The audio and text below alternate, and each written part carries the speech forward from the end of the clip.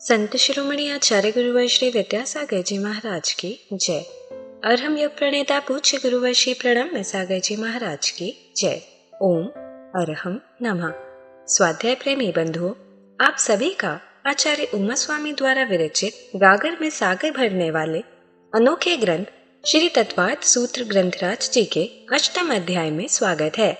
आवश्यक सूचना, श्री तत्वार्थ सूत्र जी के अध्याय 8 की मौखिक सूत्र पाठन परीक्षा 24 अगस्त 2024 से होना निश्चित की गई है।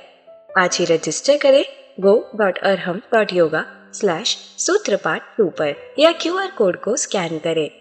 रजिस्ट्रेशन की अंतिम तिथि 30 जून 2024 है।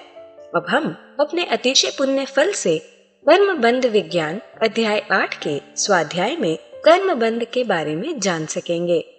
जो नए स्वाध्याय प्रेमी अब हमारे साथ जुड़ रहे हैं, वह पुराने स्वाध्याय के छूटने का विकल्प न करें। निश्चिंत भाव से स्वाध्याय करें। मुनिश्री की सरल सरसवाणी में उन्हें यह जटिल विषय भी बड़ी आसानी से समझ में आ जाएगा। स्वाध्याय प्रारंभ करने से पहले हम अध्याय 8 का सूत्र पाठ करते हैं ताकि हम इन्हें कंठस्थ कर सके। यदि आपने पिछले अध्यायों की मौखिक सूत्र पाठ परीक्षा नहीं दी है तो भी आपको यह पाठ अवश्य करना चाहिए और इन्हें कंठस्थ करने का प्रयास भी करना चाहिए। मोक्ष मार्गस्य नेतारं भेत्तारं कर्म भूव्रतां ज्ञातारं विश्वतत्त्वानां वन्दे तद्गुणलब्धये। मिथ्या दर्शना विरति प्रमाद कषाय योगा बंध हेतवः सकषायत्वात् जीवः कर्मणो योग्यान पुद्गला नादत्ते स बंधः प्रकृति स्थित्यनुभव प्रदेशास्तद विधेयः आद्यो ज्ञान दर्शनावरण वेदनीय मोहनीयायुर्नाम गोत्रांतरायाः पंचनवद्व्यष्टाविंशति चतुर्द्वि चत्वारिंशत् द्विपंच भेदा यथाक्रमम् मतिश्रुतावधि मनः पर्यय केवलानाम् चक्षुरचक्षुरवधि केवलानाम् निद्रा निद्रा निद्रा प्रचला प्रचला प्रचला स्त्यान ग्रद्धयश्च स दशत वेद्य दर्शन चारित्र मोहनीया कषाय कषाय वेदनीयाख्या स्त्री द्वि नव षोडश भेदा सम्यक्तु मिथ्यात्तु तद्भयान्य कषाय कषायौ हास्य रत्य रति शोक भय जुगुप्सा स्त्री पुण्य पुंसक वेदा अनंतानुबंध्य प्रत्याख्यान प्रत्याख्यान संजुलन विकल्पाश्चैकशः क्रोधमान माया लोभा नारक्तैर्यज्ञोन मानुष दैवानि गतिजाति शरीरांगोपांग निर्माण बंधन संघात संस्थान सहनन स्पर्श रस गंधान गंध वर्णानुपूर्व्य गुरु लघुपघात परघाता तपोद्योतोच्छ्वास विहायोगते प्रत्येक शरीर त्रस्सुभग सुस्वर शुभ सूक्ष्म पर्याप्ति स्थिरादे यशः कीर्ति सेतराणि तीर्थकरत्वंच उच्चैर नीचैश्च दानलाभ भोगोपभोग वीर्याणाम् आदितस्तिसृणा मंत्रायस्य च 30 सागरोपम कोटि कोट्यः परा स्थितिः सप्ततिर्मोहनीयस्य 20 नाम गोत्रयोः 33 सागरोपमाण्यायुषः अपरा 12 मुहूर्ता वेदनीयस्य नाम गोत्रयोरष्टौ शेषाणा मंतर्मुहूर्ताः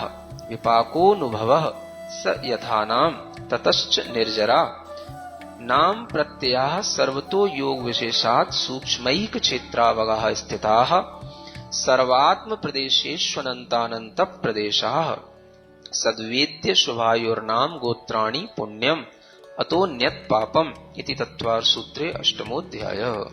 पूज्य मुनिश्री कहते हैं कि सिर्फ सूत्र के पाठन से ही हमारी विशुद्धि कई गुना बढ़ जाती है।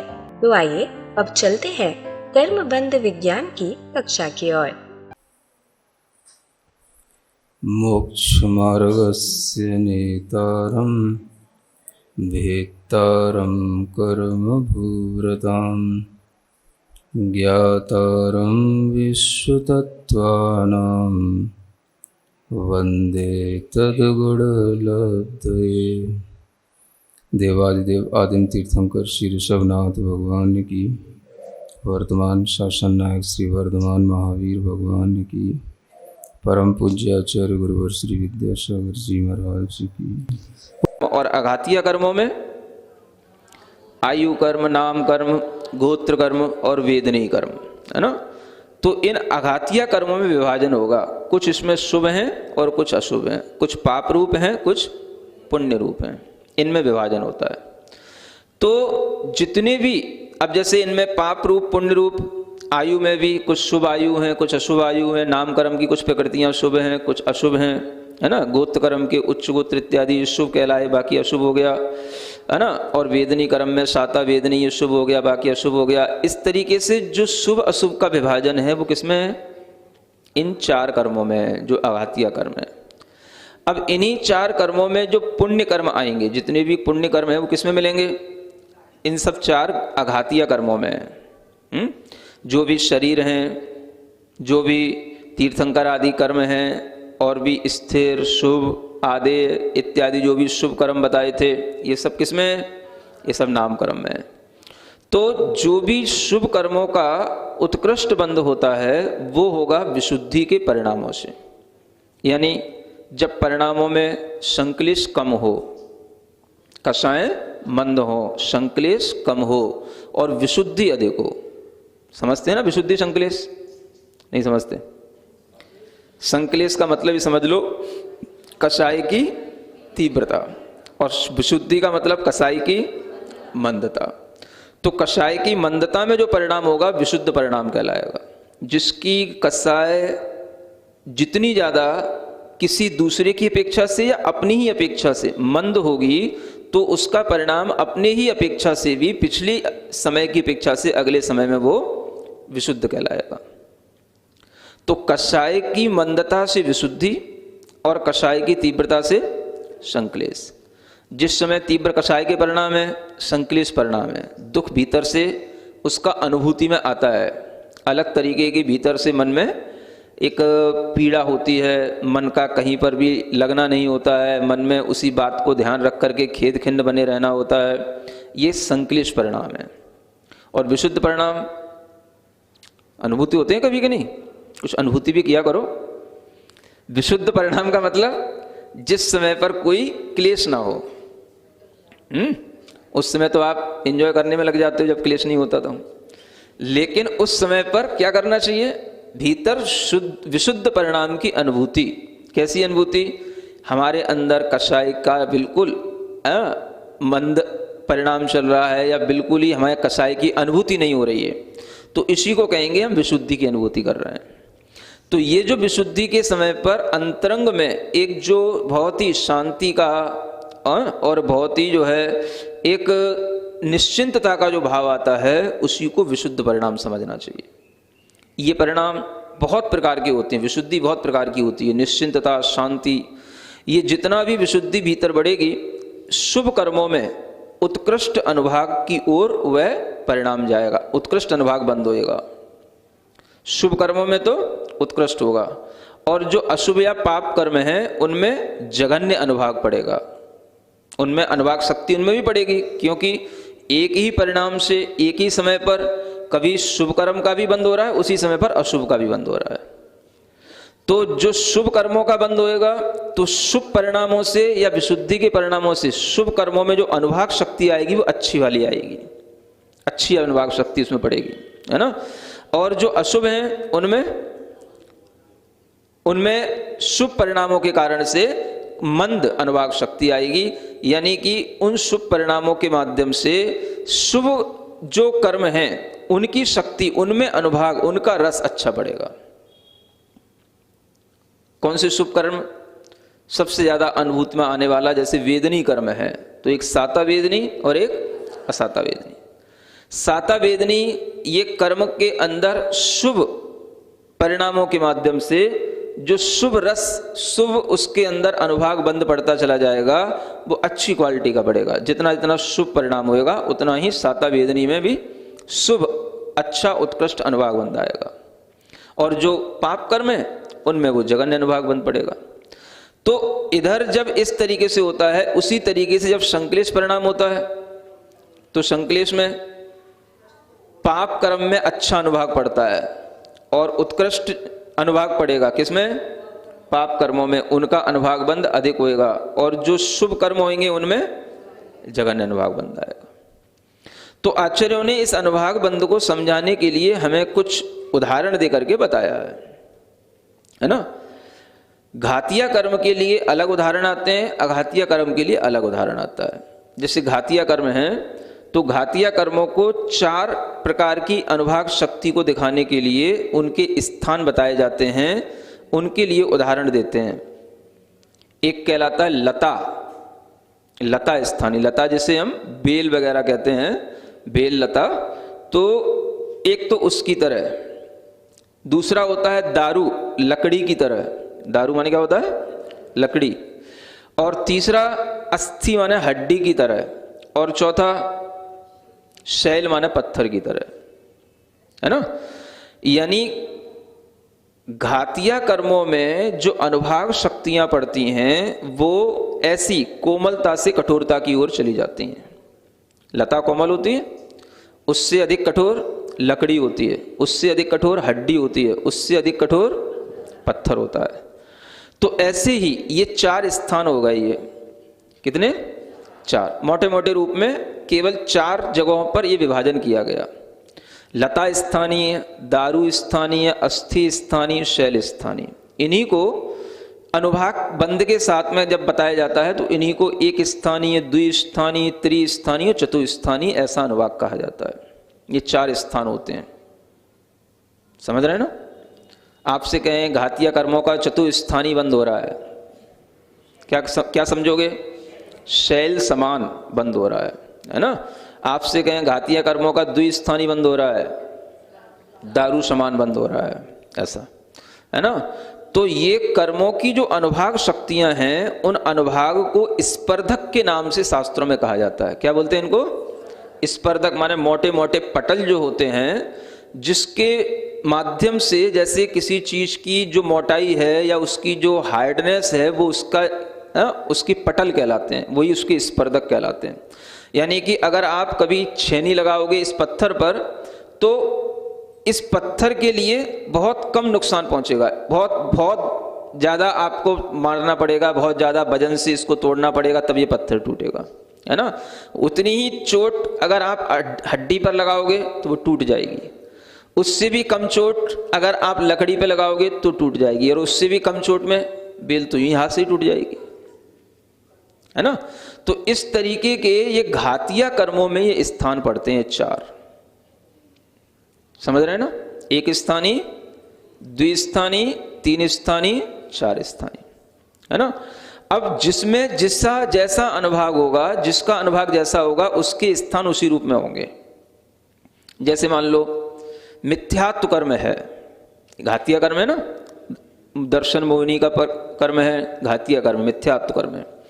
तो इस मिथ्यात्व कर्म में जो अनुभाग शक्तियां होती हैं, वो अनुभाग शक्तियां कभी भी ये समझ लो कि एक स्थानीय तो होती नहीं है, 2 स्थानीय के 2 भाग होते हैं। एक भाग होता है द्विस्थानीय का, वो जो होता है वो थोड़ा सा प्रशस्त भाग कहलाता है, जिसको बोलते हैं अनंतवां भाग, वो तो ठीक है। और उसके बाद में जो भाग शुरू होता है वो भाग जो है सर्वघाती स्पर्धकों के रूप में सामने आ जाता है। अब इन स्पर्धकों की जब हमने बात की तो 2 प्रकार के स्पर्धक आ जाते हैं, एक देशघाती, एक सर्वघाती। सुन रहे? कुंजी में से कुंजी खुलती चली जाती है, क्योंकि आप लोगों को कुछ भी नया बताओ तो आपकी समझ में आने के लिए उसी चीज को एक्सप्लेनेशन करते चले जाओ तो उसी में डूबते चले जाते हैं, है ना। तो स्पर्धक भी 2 प्रकार के होते हैं, एक देशघाती और एक सर्वघाती। तो ये सब घातिया कर्मों के जो स्वभाव हैं, उनमें पड़ने वाली जो शक्तियां हैं, उनको समझाने के लिए आचार्यों ने इस तरह के नाम रखे हैं। ये नाम हैं। अनुभाग शक्ति स्पर्धकों से जानी जाती है। स्पर्धक 2 प्रकार के, एक देशघाती और एक सर्वघाती। तो जैसे मिथ्यात्व कर्म है तो मिथ्यात्व प्रकृति सर्वघाती कहलाती है। इसका उदय होगा तो सम्यक्त्व का नाश ही होगा, इसके उदय में कोई भी आत्मा का गुण प्रकट नहीं हो सकता। तो ये सर्वघाती, इसमें स्पर्धक शक्ति होती है, अनुभाग शक्ति होती है। तो इस सर्वघाती शक्ति के कारण से इसमें जो अनुभाग पड़ेंगे उसके स्थान या तो वो चतुस्थानीय होगा या 3 स्थानीय होगा या द्विस्थान का भी अनंत भाग के बराबर होगा। तो इस तरीके से इनके ये स्थान पड़ते हैं। अगर इनके स्थानों में देशघातीपना आ रहा है तो वो प्रकृति देशघाती कहलाएगी। जैसे एक स्थानीय हो गया, द्विस्थानीय होगा तो देशघातीपना आ गया। सम्यक्त प्रकृति है, ये एक स्थानीय द्विस्थानीय इसके अनुभाग होते हैं। तो इस तरह से इन अनुभागों को जानने के लिए ये 4 स्थान बनाए गए हैं। लता समान, दारू समान, अस्थि समान और शैल समान। और ये जितने जितने संक्लेश परिणाम बढ़ते हैं उनसे इनमें रस अच्छा पड़ेगा, माने इनमें कठोरता अधिक आएगी। ये अगर टूटेंगे, इनके अनुभाग कम पड़ेंगे तो किससे?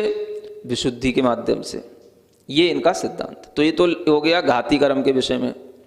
अब अघाती कर्म के विषय में, वहां पर 2 प्रकार से जो स्थान होते हैं, पाप प्रकृतियां और पुण्य प्रकृतियां, तो उनके दोनों के अलग अलग स्थान अलग अलग रूप में बताए जाते हैं।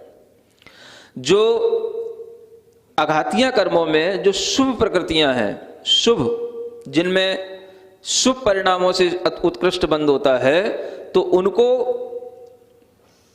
गुड़, खांड, शर्करा और अमृत ऐसे 4 स्थानों में विभाजित किया गया है। कौन से 4 स्थान?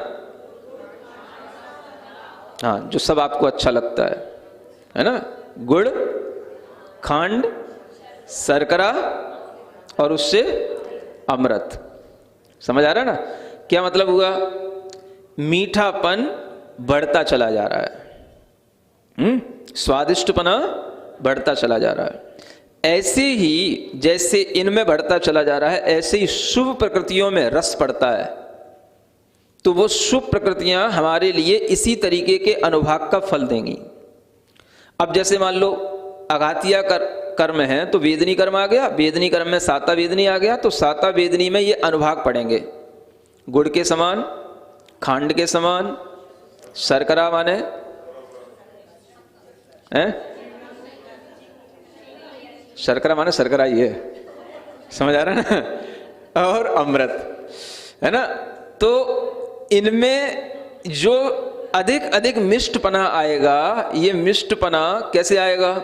खरीदने से नहीं आएगा कि हमें गुड़ नहीं खरीदना, खांड खरीद ली, खरीदने से नहीं आएगा। ये आएगा शुभ परिणाम। जितने अच्छे अच्छे परिणाम होंगे, विशुद्धि वाले परिणाम होंगे, तो साता वेदनी भी अलग अलग क्वालिटी की आएगी। साता वेदनी में है ना, गुड़ से ज्यादा अच्छा क्या होता है? खांड ज्यादा मीठी होती? पता नहीं, खांड नहीं खाते कभी? चीनी खाने वालों क्या जानो खांड, है ना? तुम्हें तो गुड़ का भी स्वाद नहीं आता होगा, है? क्या है? नहीं, गुड़ से ज्यादा स्वादिष्ट खांड होती है ना? और उससे ज्यादा स्वादिष्ट शर्करा, और उससे ज्यादा स्वादिष्ट अमृत होता है ना? तो इस तरह से जो ये 4 अनुभाग बताए गए हैं, ऐसी अनुभाग प्रकार की शक्तियां हैं हमारे कर्म में। साता आदि जो कर्म हैं, शुभ कर्म हैं, उनमें ये अनुभाग पड़ रहे हैं। इसलिए कहा जाता है अच्छे भाव करो। अच्छे भाव करोगे तो क्या होगा? विशुद्धि बढ़ेगी। शुभ भावों से विशुद्धि परिणाम आते हैं। विशुद्धि बढ़ेगी तो इन कर्मों में रस पड़ेगा, अच्छा रस पड़ेगा, है ना?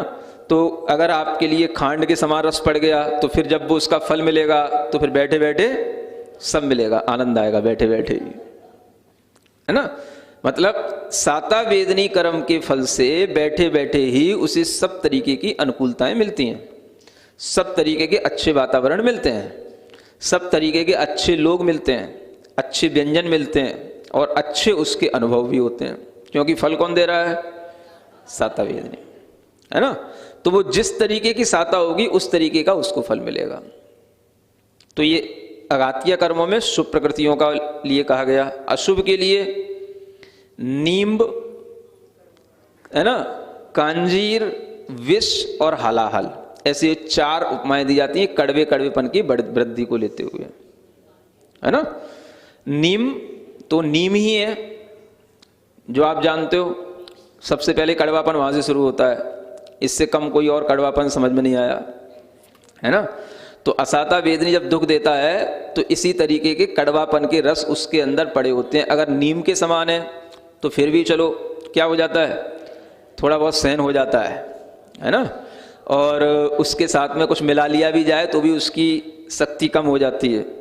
लेकिन जब वो और ऊपर बढ़ जाए, अगर हमने अशुभ परिणामों से, संक्लेश परिणामों से, तीव्र कषायों से अगर हमने कांजीर और विष के समान मान लो परिणामों से हमने बंद कर लिया है, तो उस विष को परिवर्तित करना मुश्किल हो जाता है। उसमें तो गुड़ भी मिलाओगे तो विष भी, गुड़ भी विष बन जाएगा, है ना। तो ऐसे ये परिणामों की शक्तियां के माध्यम से जो कर्मों में शक्तियां पड़ रही हैं, उनके लिए ये उदाहरण देकर के आचार्यों ने समझाया है। तो अशुभ कर्मों में नीम, कांजीर होता है एक, है ना, एक फल होता है। कांजीर क्या होता है, ये भी एक फल होता है, जिससे शायद कभी आपने सुना हो, इंद्रायण की बेल या इंद्रायण का फल होता है ना। और फिर जो है इसके आगे विष तो विषी है, जो कई तरह के जो विष वाले फल होते हैं, जैसे धतूरे का है, ये विष फल कहलाते हैं। तो इस तरीके से कई विष फल भी होते हैं, इनके भी कटुक स्वाद होते हैं। तो इस तरीके से, और फिर उसके बाद में हलाहल तो और बिल्कुल जहरी हो गया वो है ना, बिल्कुल वो समझ लो क्लोरोफॉर्म से भी आगे बढ़ गया वो जिसको सूंघते ही, देखते ही, ओठ पर रखते ही हाँ वो मृत्यु का कारण बन जाए। क्या बोले, साइनाइड, हाँ साइनाइड, वो इसी तरीके से उनका भी रस होता है ना। तो वो इसी तरीके का समझ लो, वो इतना कड़वा कैसा, उसका तो आज तक कोई भी स्वाद ही नहीं लिख पाया, है ना। कई लोगों ने रिस्क लेकर के बिल्कुल पेन हाथ में रख करके और बिल्कुल कागज हाथ पे रख करके बस मतलब कि तैयार भी हो गए, समझ आ रहा है ना। हाँ, और उन्हें ये लगा कि मेरे जाने के बाद अगर मैं मर गया तो क्या होगा, तो उनके नाम में खूब पैसा कर दिया गया, प्रॉपर्टी कर दी गई, समझ आ रहा है ना, खूब उनको दे दिया गया। बोले तुम बस इसका स्वाद लिख के बता दो, तुम्हारी पीढ़ियां मजा करेंगी। और उसने मुंह पे रखा, स्वाद आ ही नहीं पाया, उससे पहले तो उसकी मृत्यु हो गई और वो कुछ नहीं लिख पाया। तो ऐसा भी होता है। तो इस तरीके के जब असाता वेदनीय कर्म जब उदय में आते हैं, तो इसी तरीके के दुख देते हैं, पीड़ाएं देते हैं, है ना। ओम अरहम नमः। तो चलिए आज की कक्षा की एक क्विक रिवीजन कर लेते हैं। अनुभाग बंध के प्रकरण में हमने जाना आत्मा के परिणामों से कर्मों में अनुभाग शक्ति बंधती है। एक ही परिणाम से एक ही समय पर शुभ और अशुभ दोनों कर्मों का बंध होता है। विशुद्धि बहुत प्रकार की होती है। जितनी भीतर विशुद्धि बढ़ेगी, उतना शुभ कर्मों में उत्कृष्ट अनुभाग बंध होगा, उनका रस अच्छा बढ़ेगा, और अशुभ कर्मों में अनुभाग उतना जघन्य होगा। ऐसे ही संक्लेश परिणामों से पाप कर्म में अच्छा उत्कृष्ट अनुभाग पड़ता है और शुभ कर्मों में जघन्य। हमने घातीय कर्मों की अनुभाग शक्तियों के 4 स्थान जाने, एक स्थानीय, द्विस्थानीय, त्रिस्थानीय और चतुस्थानीय। पहला लता स्थानीय यानी लता की तरह, दूसरा दारू स्थानीय यानी लकड़ी की तरह, तीसरा अस्थि स्थानीय यानी हड्डी की तरह, और चौथा शैल स्थानीय यानी पत्थर की तरह होता है। यानी ये कोमलता से कठोरता की ओर जाती है। जैसे छेनी से पत्थर पर तो बहुत कम असर आएगा, पर उतनी ही चोट में हड्डी टूट जाएगी। उससे भी कम चोट में लकड़ी और बेल तो हाथ से ही टूट जाएगी। जिसमें जितना अनुभाग होगा, उसके स्थान उसी रूप में होंगे। जितने हमारे संक्लेश परिणाम, उतने कठोर कर्म। कर्मों की अनुभाग शक्तियाँ स्पर्धकों से जानी जाती हैं। स्पर्धक अर्थात मोटे मोटे पटल। किसी की मोटाई या हार्डनेस को पटल कहते हैं। स्पर्धक 2 प्रकार की, विषघाती और सर्वघाती। जैसे मिथ्यात्व प्रकृति सर्वघाती है, इसके उदय में सम्यक्त्व का नाश ही होगा। आत्मा का कोई गुण प्रकट नहीं होता। इसका अनुभाग कभी भी एक स्थानीय नहीं होता, या तो चतुस्थानीय या 3 स्थानीय या द्विस्थानीय के स्वभाग के बराबर होगा। द्विस्थानीय के 2 भाग होते हैं। पहला अनंतवा भाग थोड़ा प्रशस्त कहलाता है। दूसरा भाग सर्वघाती स्पर्धकों में आता है। स्पर्धकों में देशघातीपना आने से वह प्रकृति देशघाती कहलाती है। जैसे एक स्थानीय और द्विस्थानीय में देशघातीपना आता है, सम्यक्त प्रकृति के अनुभाग एक स्थानीय और द्विस्थानीय होते हैं। हमने अघातीय कर्मों की शुभ प्रकृतियों के गुड़, खांड, शक्कर और अमृत ऐसे 4 अनुभाग स्थान जाने। जैसे इनमें मीठापन, स्वादिष्टपना आगे आगे बढ़ रहा है, ऐसे ही शुभ प्रकृतियों में रस बढ़ता है। जितने जितने हमारे परिणाम विशुद्ध होंगे, उतनी ही शुभ प्रकृतियां हमें ऐसे ही अनुभाग का फल देंगी। जैसे सातावेदनीय कर्म जितने अच्छे अच्छे परिणाम होंगे, विशुद्धि वाले परिणाम होंगे, तो सातावेदनीय भी अलग अलग क्वालिटी की आएगी। इसीलिए हमें अच्छे भाव रखने चाहिए, उससे विशुद्धि परिणाम आते हैं। विशुद्धि बढ़ेगी तो इन कर्मों में अच्छा रस पड़ेगा। जैसे खांड के समान बंदी साता के फल के समय हमें सारी अनुकूलताएं बैठे बैठे मिलेंगी। अच्छे वातावरण, अच्छे लोग, अच्छे व्यंजन मिलेंगे और अच्छे अनुभव भी होंगे। जैसी साता वैसा उसका फल। इसी प्रकार हमने अघातिया की अशुभ प्रकृतियों के लिए नीम, कांजीर, विष और हलाहल ऐसे कड़वेपन की वृद्धि को लेते हुए 4 उपमाएं जानी। असाता वेदनीय में ऐसे ही कड़वेपन के रस पड़े होते हैं। जितने जितने तीव्र संश्लेषित कषाय परिणाम, उतने उतने कड़वेपने को लिए अशुभ कर्म बंद। सबसे पहला कड़वापना हमने नीम का जाना। कांजीर इंद्रायण की बेल या इंद्रायण का फल होता है। धतूरा जैसे कई विषफल होते हैं, जो सूंघते ही और होठ पर रखते ही मृत्यु का कारण बन जाए, वह हलाहल। जैसे साइनाइड, जिनका कोई भी जीवित व्यक्ति रस नहीं बता सकता। नीम के समान तो थोड़ा बहुत सहन हो जाता है, उसमें कुछ मिलाने से उसकी शक्ति कम हो जाती है, लेकिन विष को परिवर्तित करना मुश्किल होता है। उसमें गुड़ मिलाने से गुड़ भी विष बन जाता है। असाता वेदनीय कर्म उदय में आकर इसी तरीके के दुख और पीड़ाएं देते हैं। तो चलिए अब हम सभी जड़वाणी स्तुति करेंगे और तत्पश्चात समय होगा आज के सवाल का।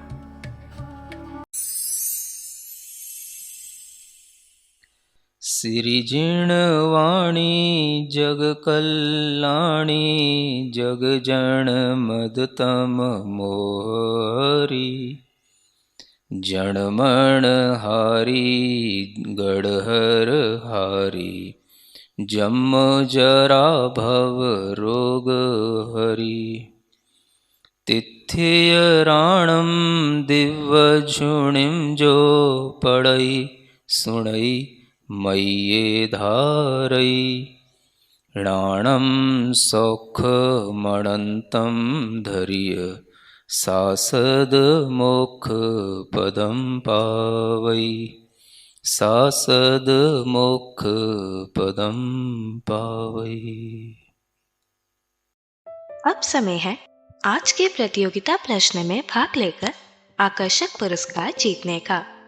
आप अपने फोन को QR कोड स्कैन करने के लिए तैयार रखें या दिए गए लिंक पे जाएं।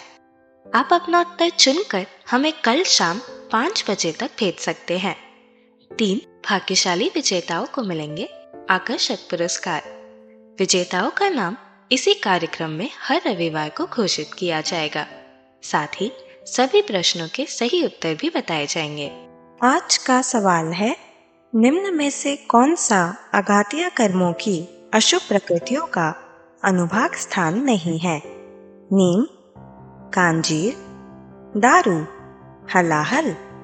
अध्याय 8 की कक्षा 46 के आज के सवाल का सही उत्तर है अनुभव। अगर आप किसी कारणवश कोड को स्कैन ना कर पाए हो तो आप क्लास की वेबसाइट पर जाकर भी उन्हें अटेम्प्ट कर सकते हैं। इस लिंक पर जाएं या QR कोड को स्कैन करें। धन्य है हमारा पुण्य जो मुनिश्री हमें कर्म बंध जैसे कठिन विषय को इतनी सरलता से समझा रहे हैं, ताकि हम डेली लाइफ में कर्म बंध के कारणों को जानकर उनसे बच सके और यह ज्ञान आप अपने परिवार, मित्र, समाज के लोगों को इस स्वाध्याय से जोड़कर दे सकते हैं। आप उन्हें हमारी वेबसाइट etv.arham.yoga शेयर करें और वह इन सभी क्लासेस को एक साथ एक्सेस कर सकते हैं। अभ्यास प्रश्न करके अपने ज्ञान को प्रगाढ़ बनाने का मौका और आज के सवाल में पुरस्कार जीतने का सौभाग्य भी मिलेगा। तो आज ही अपने बच्चों को, मित्रगणों को और परिवारजनों को इससे जोड़े और अपना और उनका पुण्य बढ़ाएं। ओम अरहम नमः।